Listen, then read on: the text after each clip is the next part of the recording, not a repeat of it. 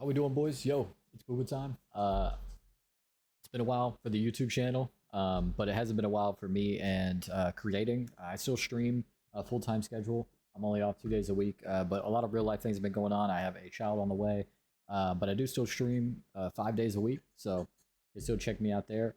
But we're back on the YouTube channel for now. I kind of just do it when I get in the mood, when I kind of feel it. You know what I'm saying? So we're back. We're gonna beat some people up. Not a big intro, not a big explanation. We're doing another fighter showcase today. And today we're doing a fighter showcase of my favorite UFC fighter, my favorite UFC fighter in the game, my favorite UFC fighter of all time in real life, in any instance of UFC. My favorite fighter is Josh Emmett. He's a featherweight fighter, an extremely hard power puncher. He's a boxer. He has wrestling prowess. He's just overall the way he fights, what he stands for, the way he talks, who he is. He's my favorite, man. So we all have favorite fighters. Josh Emmett's mine. I have a real life card collection of him. I have signed cards of him. He's responded to posts on Instagram of mine, which is super cool as a fan. And you can see right here in the game, I have 2,400 fights completed. Favorite UFC fighter, which is your most used fighter in the game, Josh Emmett. So, yeah, it makes total sense. If I'm going to come back, make a video on YouTube and do another fighter showcase, then why not do my favorite fighter? And I never did one of him before. I don't know why. It just kind of, I don't know. I think in the past I was kind of doing a lot of fighters I thought would be popular. I did do a Gilbert Burns, who is one of my top 3 favorite fighters, but yeah, let's just go ahead and let's beat some people up.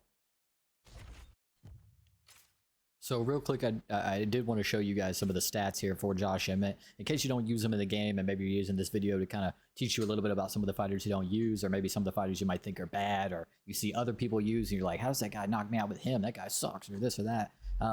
Here's a little bit about Josh Emmett. So he has a Wrestle Clinic, Workhorse, and Carved of Wood, which are all stamina, health, and wrestling perks right there. So he uses less stamina when grappling on the ground. He boosts fighters' grappling defense whenever they're in the top ground position. So that's 2 things right there that's going to help you if you're ever put in a grappling position, or if you seek the grappling, if you are doing MMA ranked, if you're doing stand and bang ranked, he's got you there too, and we'll get to that. Bulldog, fast hands, there you go right there. Stand and bang, blocks more effectively when standing still or moving forwards. Hooks, uppercuts, overhands are faster and more accurate. And incoming damage is less effective when you have less health than the opponent. So what the perks are really telling you here is that you're meant to move forward, take damage, and dish out more damage. You take less damage while you get hurt more.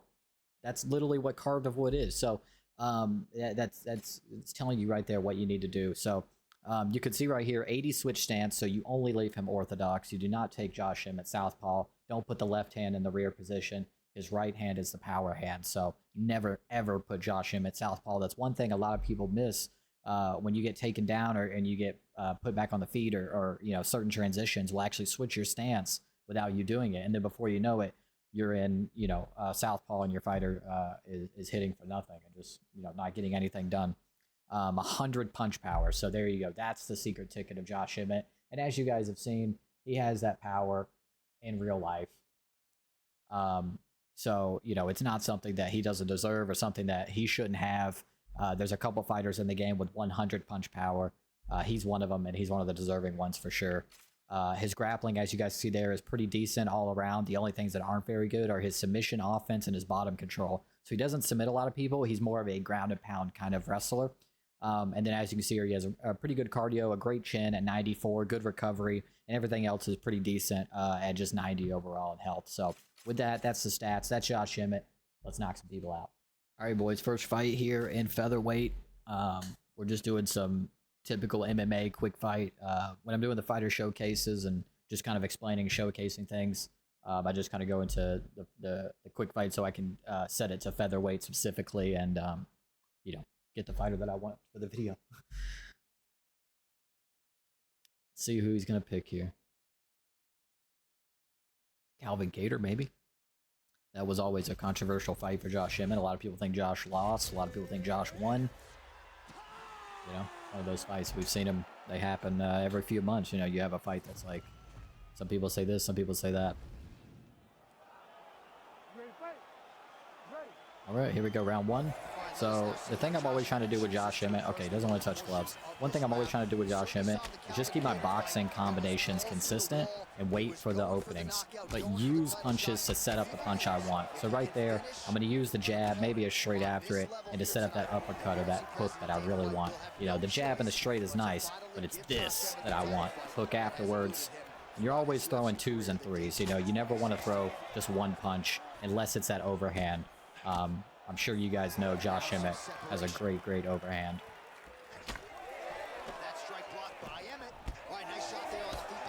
Right here, I'm just kind of staying consistent on him. The thing with Josh Emmett, because he has such high punch power, as long as you stay consistent with the strikes, you're going to be outputting usually more damage than your opponent.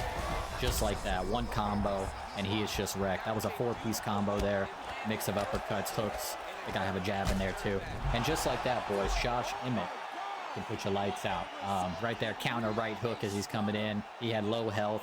He wasn't playing defensive, wasn't moving his head. He came in with a hook right there is what it was. So I threw the counter hook back with the right hand. That's his power hand. You guys will see it right there. Round 1, knockout. Let's go to the next one. All right, here we are, boys. Fight number 2. Gonna get to Josh Emmett. Very used to picking Josh Emmett because he's my most used fighter. So whenever I see featherweight, I usually, I mean, if you guys watch me on Twitch, most of whoever's watching this video probably watches me on Twitch because that's probably how you guys found this video through the Discord. He's going Bryce Mitchell. Oh boy, as you guys know, or may have already seen. This is a good one for not for Bryce, not for Bryce, for Josh, not for Bryce. Oh man, all right, here we go.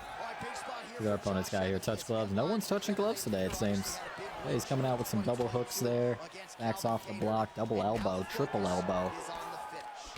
Okay. Now, if someone throws a triple elbow ever in UFC 5, it's usually a sign that they're maybe not very good, and they're seeking some sort of spam to. Ooh, that was not good by me. To what do you call it? To get them ahead, you know. They know, oh, well, if I hit him with 6 elbows, that's going to do a lot of damage. Other than, why don't you hit him with a 6-punch combo that could actually happen in real life? And, you know, that shows some sort of actual technique. But, you know, for some people, it's just a video game, and they play it like such, so can't blame them for that. It's a powered video game, so you can play them however you want. But I can complain. There's that punch. I went for it right there, hit him, but Bryce survives it. Oh, he actually rocks me with the counter hook there. Josh Emmett's recovery is pretty good. He's got a pretty decent chin. I think this guy, okay. I knew he was going to throw a straight. I thought it was going to be a front kick. Another hook. I got to start keeping my block up. Uppercut. Right as I went for the overhand. That's a perfect counter to that.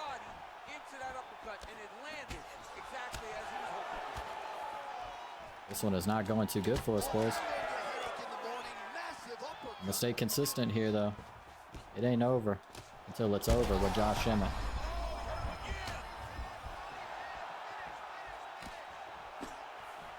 Just over 2 minutes to go I really think I'm just headhunting too much here. I need to set it up with something better.